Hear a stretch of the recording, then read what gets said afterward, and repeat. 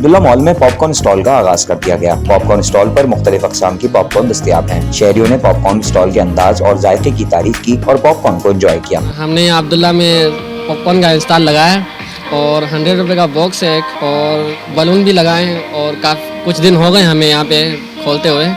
और आप भी आएँ, एंजॉय करें। इंशाल्लाह बहुत अच्छे पॉपकॉर्न हैं, आपको इंशाल्लाह अच्छे लगेंगे। आना चाहिए, देखना चाहिए और टेस्ट करने चाहिए पॉपकॉर्न, क्योंकि हमने उनके लिए खोले और उनको आना चाहिए हमारे पास। अब्दुल्ला मॉल के में काफ़ी अच्छा है और यहाँ में काफ़ी चीज़ें हैं, फूड कोर्ट भी है, वहाँ पे बहुत किस्म के खाने मिलते हैं और नीचे शॉपिंग भी है।